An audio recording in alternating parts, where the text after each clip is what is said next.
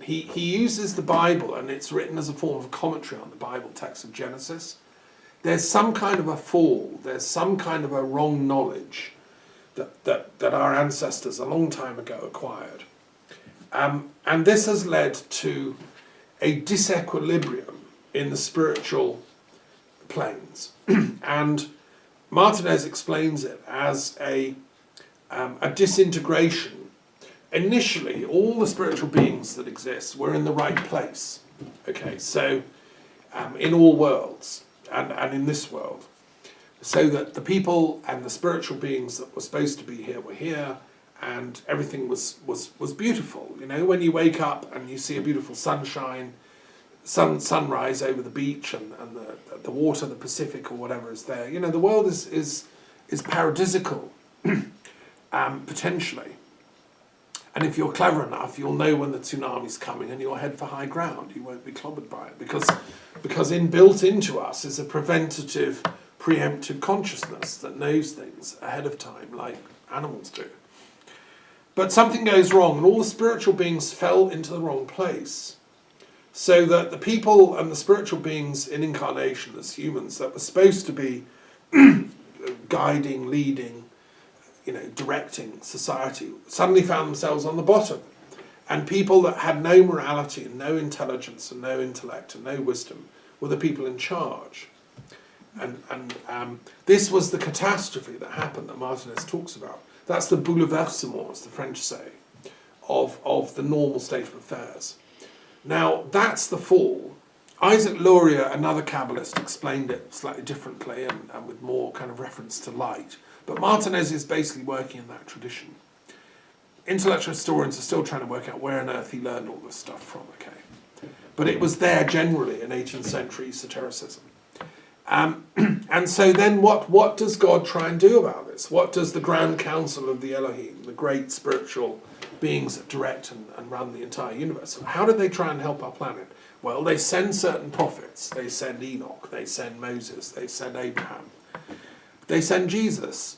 And this was an epochal moment, according to Martinez, because Jesus came, you know, as the emissary of that divine council of the Elohim, with all the possible blessings, the baraka, the spiritual blessing power that could be sent. What does mankind do but crucify this emissary? You know, it's shocking. But does God give up on us? No. He you know, got a sense of humour, these Elohim. He resurrects the emissary, right? This is what Martinez says, as a kind of wake-up call. It's like, aha, thought you could get me, here I am, you know. And that should have been enough to kickstart the collapsed heart of humanity.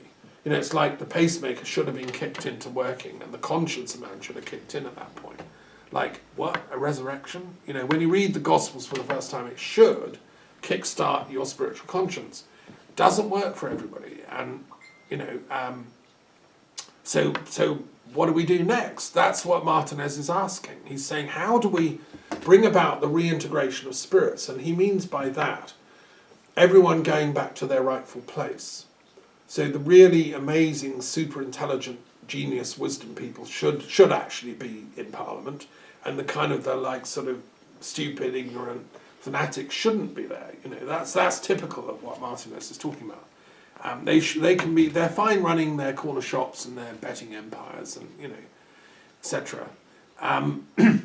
So what do we do next? Well, Martinez thought what we do is we should work through esoteric grades. We should work through the Templars, the Freemasonic orders, and give this knowledge out.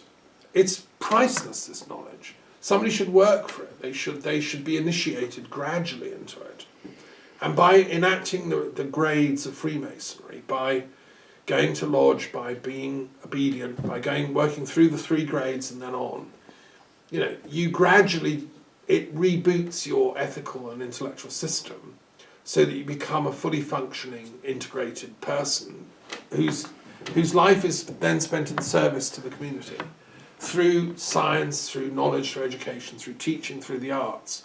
And that led to things like the Lodge of the Nine Sisters in Paris, where you could only join this lodge if you were, you know, someone who was a scientist or an artist or giving something to back to society. And that was the vision of Martinez, a great thinker whose work was devoted to this reintegration. And his student, who was also incredibly important, Louis-Claude de Saint-Martin, sometimes known as Le Philosophe Inconnu. He's the unknown philosopher, you've never heard of him. But one of the most important thinkers in the history of European esoteric thought, right? He worked closely with Martinez. He knew all what he was teaching. He would have had hours of private conversation with him. He was an initiated Mason, and he then wrote his own books, and he lived on beyond Martinez. He lived through the revolution, and he wrote about it critically but also understandingly. He said, look, this French Revolution, it's terrible. I don't agree with the violence. I don't agree with it, killing the king. But I understand why they're doing it, because the people are fed up with this system that is wrong. This kind of corrupt system whereby evil and corrupt people seem to be running the world for their profit, and good people are poor and have nothing, and so there's got to be a change. And Martinez and his disciple was saying either that's going to come about spiritually, or it's going to end up in this revolutionary form, which is what happened then with the French and the Russian and so on. These were cries for actually spiritual restitution, is what this Martinist tradition says. And whereas the English intellectuals, I don't think you've even heard of these people. Most English intellectuals, even those that were interested in esotericism, never understood the depth of what was going on in European esoteric circles. Although later, people like A. Waite wrote a history of Martinism, and he was quite a deep thinker, an esoteric historian. And people like the Golden Dawn, they understood more about it. In the 19th century, towards the 19th century, there was more toing and froing.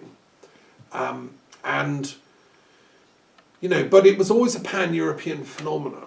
The greatest intellectuals, the greatest Masons, were not just national figures, they were pan-European. One of my heroes is the Comte de Saint-Germain, who was a pan-European theosophist who was at the court of Saint-Germain with the exiled King James, but he was also in London, sometimes in Holland, in Germany, These were pan-Europeans. Another of my heroes is Robert Murray, the founder of the Royal Society, who was also, he was Scottish, an intellectual, a Freemason, and a scientist who helped found the Royal Society, but he was also in Europe, a lot of the time. So the project of the European Union, bringing it back to that, and my defence of the European Union project, which most people in Britain haven't got a clue about how deep it is this question of reintegration of spirits. The European Union doesn't have spirituality in its founding charter. It doesn't have a kind of constitution yet with sort of spiritual slogans on, but that deep down is implicit in the whole project. And I think that the idea of Martinism, this reintegration of spirits that are in the wrong place, is part of this European centripetal motion, which is to bring things back into coherence. Okay, so when things are incoherent, they are chaotic. When they come into coherence, they then fall into a harmonic that becomes beautiful, and you can have communication. And some colleagues of mine that used to work at the Institute of Heart Math in America have discovered there is this mysterious thing called coherence in the heart itself, that it can be measured and verified. That love is like an energy that transforms this variable heart rate into a coherent sort of wave pattern. And I think that's what lies at the heart of the European project. Of course, the European Union has many problems, and like any political organisation, it will have people that, are not doing the right thing all the time. But to blow the thing up and to do a pirate job on it, which the British Brexit cabinet seem to want to do, I think is shocking and disgraceful.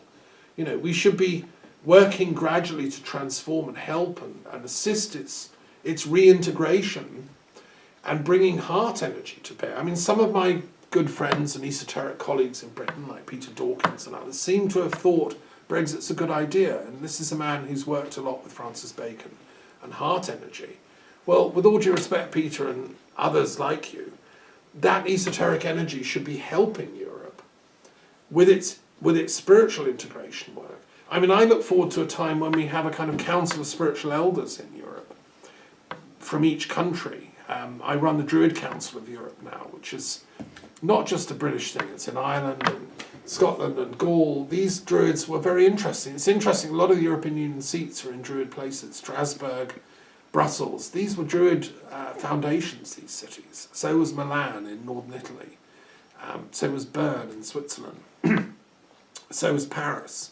You know, the Druids were the savants of their day, the kind of Masonic intelligentsia of the first few thousand years of the European project.